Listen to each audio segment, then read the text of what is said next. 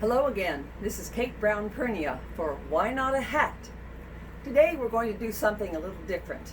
We've been doing some how-to videos recently, but today I thought we would take a break and take a look at some of the hats from my vintage hat collection. I've been collecting old hats since I started making them in the 80s, and I learned a great deal from looking at how the old hats are made, because so many millinery techniques have already been lost to history. So, first, have a look at the one that I'm wearing. I believe this is from the late 30s, and this cute little hat reminds me of a character in It's a Wonderful Life. It's just a frothy, fun little piece. And remember when we spoke earlier about the springulator technique? Well, this hat has it. It springs to the back of the head to hold the hat on. And the straw is incredibly wonderful. I wish I could find straw braid like this now. It looks like lace. And it's gathered in little loops all the way around the hat, and there are no less than 5 navy blue ribbon bows, just for fun. Now, speaking of springulators, here's another hat given to me by a student when I was teaching in Houston. This too has the springulator technique on the back.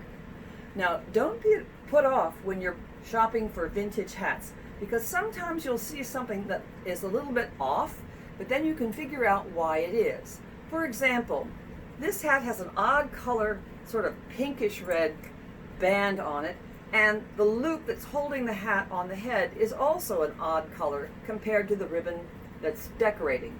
I think the problem is it was a different type of ribbon, and the ribbon just faded. So originally it was all red, and now it looks sort of an odd combo of colors.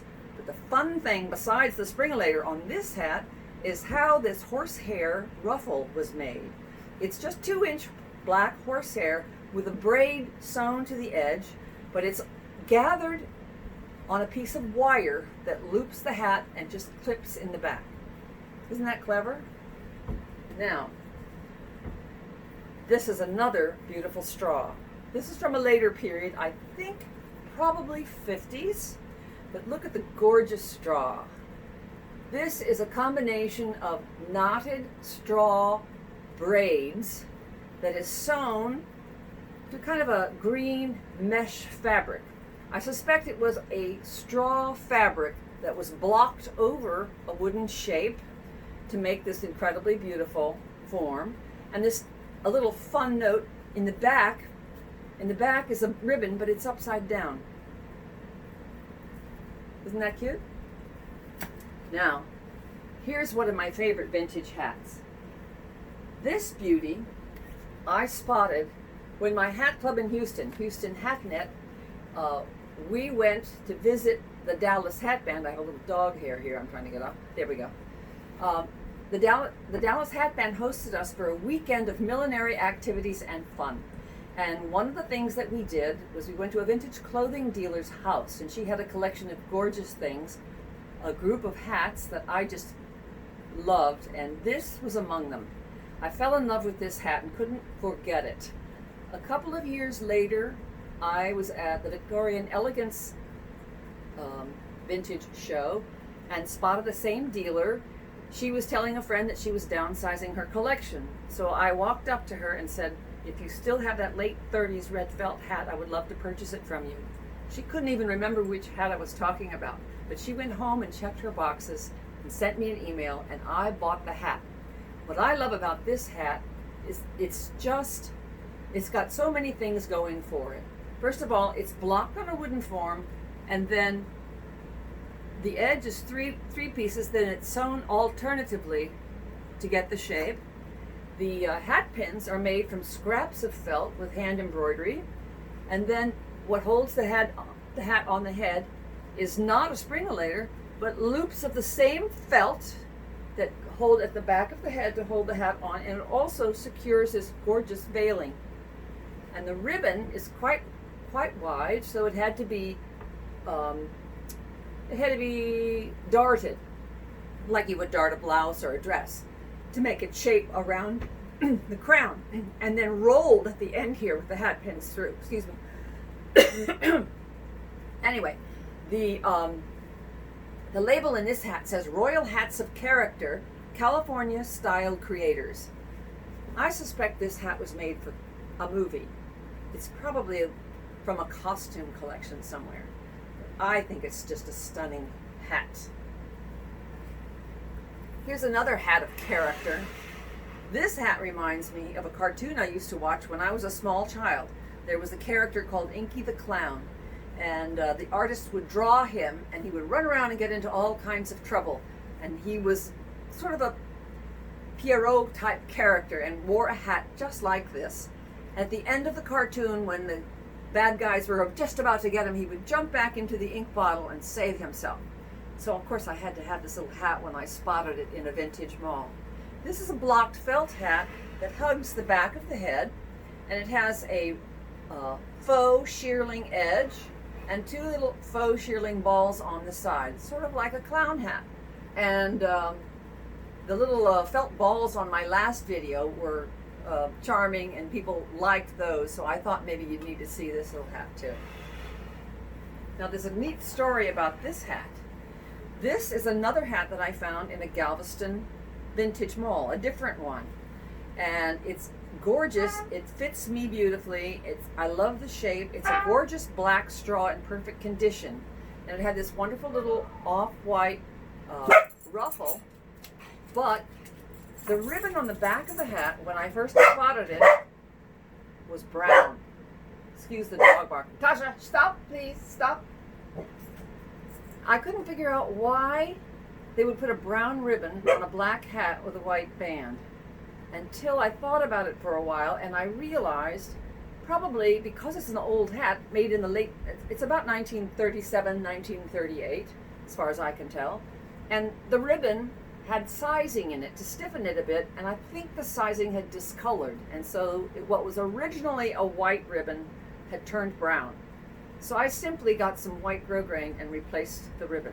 Everything else in the hat is original. Now, there's an interesting story about this one too. This is a hat that somebody gave me.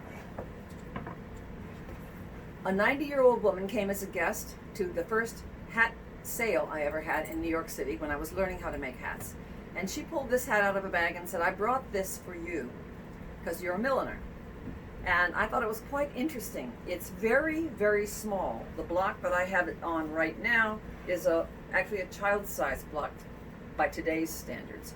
But what's interesting about this is, I mean, it's a union-made hat, so it's not made by a private milliner. It was a factory-made hat probably, but I think it looks very sort of early 1910s-ish, and the felt body that it's blocked on is pieced. It's not a hood.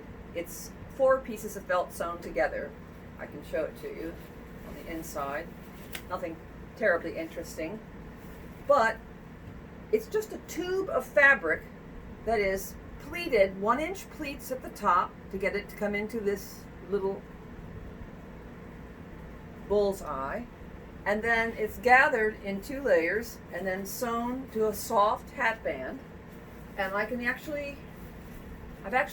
actually made another hat after I took some measurements and figured out how big it was. I think it's 48 inches wide and 18 inches tall with 1-inch pleats. So just was an interesting study. I suspect that the original hat had flowers or feathers, some kind of trim on it, unless it was a mourning hat, in which case it may have been very plain, just like this. Now, here's a sweet little number from the 1950s. It's quite simple, really. Just a disc of felt, and the extra felt was stiffened and pulled to make this wonderful little flare on the front of the hat.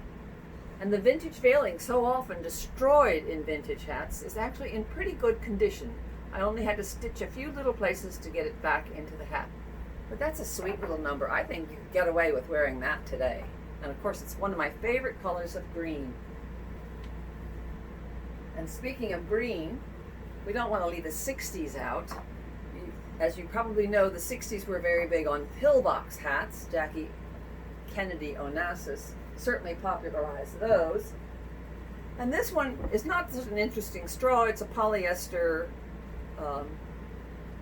polyester imitation straw.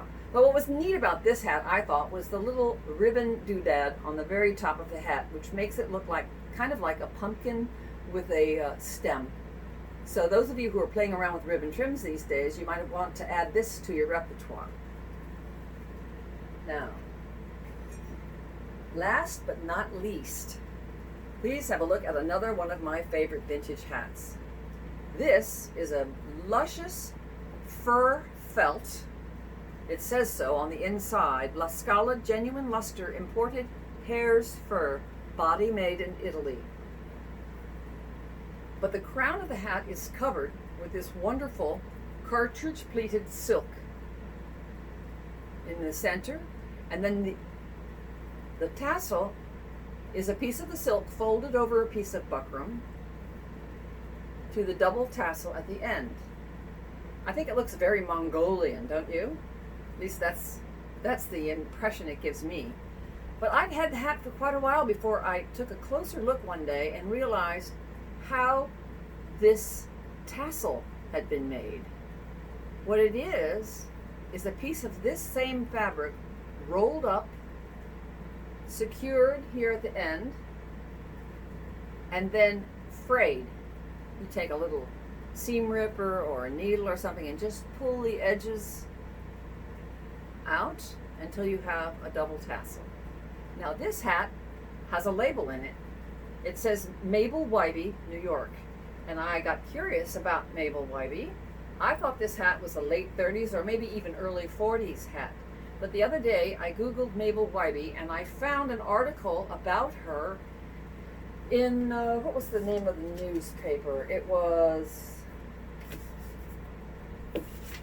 oh dear, I don't have my notes. But anyway, a Warren, Pennsylvania newspaper had an article from September 18th, 1931 about Mabel Wybie's fall felt hat collection. So I was trying to get a copy of the article and I contacted the Library of Congress, who said they don't have copies of that newspaper from 1931, but that I would probably have better luck with a certain library in Pennsylvania. So I have sent a query to them to see if they can get me a copy of the article about Mabel Wybie's fall felt hat collection, and I will keep you posted to find out, to see what we find out. So, thank you for visiting. I hope you enjoyed this little vintage hat tour, and if you did, please subscribe and come back again. Why not a hat?